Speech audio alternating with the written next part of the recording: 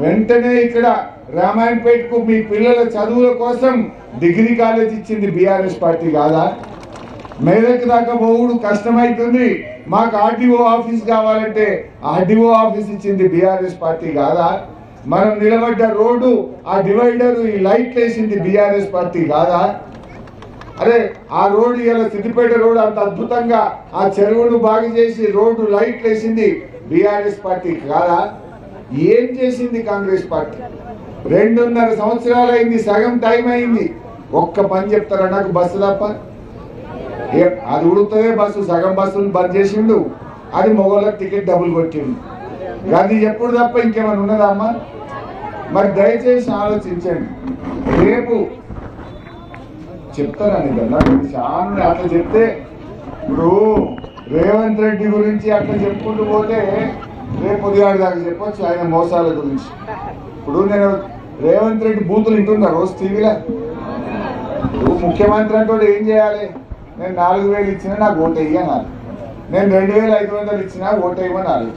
కేసీఆర్ 10,000 ఇచ్చిండు రైతు బంధు, నేను 15,000 ఇచ్చినా నాకు ఓటు వేయమనాలి.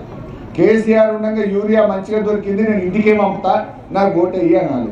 మొత్తానికి యూరియా ఎగబెడతా, 2,500 ఎగబెడతా, 2,000 పింఛన్ 4,000 కాదు కానీ నడిమిట్లా అప్పుడోటి 2 నెలలు కోత పెడతా, అయినా ఓటు వేయమంటుంది ఆయనకి. ఎందుకంటే చెప్పే ముఖం లేదు, చెప్పడానికి చేసిందేమీ లేదు. అందుకే అన్ని బూతులు మాట్లాడుతున్నాం. ఈ బూతులు మాట్లాడే ముఖ్యమంత్రికి పోలింగ్ బూత్ లో మీ ఓటుతోనే బుద్ధి చెప్పాలని చెప్పి నేను మనం చేస్తా ఉన్నా. ఈయన మొన్న హార్వర్డ్ పోయింది, చదువుకొని వస్తానో 10 రోజులు హార్వర్డ్ పోయింది, అమెరికా పోయింది. నేను అనుకున్నా అమెరికా పోయింది కదా, ఏమన్నా చదువుకుంటే మాట్లాడేమో, ఏమైనా బుద్ధిమంతుడు అవుతాడేమో అని నేను అనుకున్నా. నిన్న మా దగ్గర హాయిగా చెప్తుండే, వేమన శతకం చెప్పింది. వెనకట వేమన అన్నట, బొగ్గు పాల గడుగు బోవున మలినంబు అని. బొగ్గును పాలతో గడిగిన బొగ్గు తెల్లగైతుందా? పాలే నల్లబడతాయి తప్ప బొగ్గు అయితే తెల్ల కాదు. ఈ రేవంత్ రెడ్డి కూడా గంతే. ఈయన హార్వర్డ్ పోయినా అంతరిక్షం పోయినా కుక్క తోక వంకర.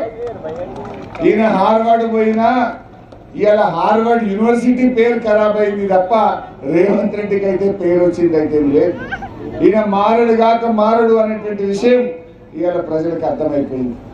అందుకే మీరు చూడండి, మేము ఎప్పుడు ఏం అడిగినా, నేను ఏదైనా గట్టిగా అడిగినా అనుకో, అగో హరీష్ రావు గిట్ట పొడుగు పెరిగినాం అంటే, నేను పొడుగు పెరిగితే నీకేమైంది? దేవుడు నేను పొట్టిగా పుట్టించింది, దాన్ని పొడుగు పుట్టించింది, నేనేం చేయాలి? నా పొడుగు గురించి నీకెందుకు రంది? నువ్వు రంది పడాల్సింది గా బాయిల కరెంటు కోసమో, గా ఎరువుల కోసమో, రాజీవ్ యువశక్తి పథకం కింద నా నిరుద్యోగుల యువకులకు సాయం చేయడము, నువ్వు ఇస్తానన్న 2 లక్షల ఉద్యోగాల కోసం రందిపడు. నా ఎత్తెంత నీ పొడుగెంత ఇదేమని కావాలి? ఇది ప్రజలకేం సంబంధము? ఇది ముఖ్యమంత్రి మాట్లాడాల్సిన భాషనా అని నేను అడుగుతా ఉన్నా. అందుకే దయచేసి మంచిగా మనం కలిసి పనిచేసుకుందాం. రామాయణపేటను, ఈ తెలంగాణను మంచిగా చేసింది కేసీఆర్ గారు, బీఆర్ఎస్ గారు. ఇలా ఒక్కటైతే అర్థమైంది, పాలేందో నీళ్ళేందో తేలిపోయింది. ఇప్పుడు ఈ సుప్రభాతరావు ఇంత పెద్ద నాయకుడు ఎంబడి తిరిగి ఆ ఎమ్మెల్యే గెలిపిస్తే ఈయనకే సున్నం పెట్టిండా లేదా? ఈయన లేకపోతే ఆయన గెలిచిన అసలు. ఇప్పుడు ఇలా రేవంత్ రెడ్డి ఏమో దేవుని మీద ఒట్లు పెట్టి 7 రూపాయల అమ్మవారి మీద ఒట్లు పెట్టి మోసం చేసినాడు.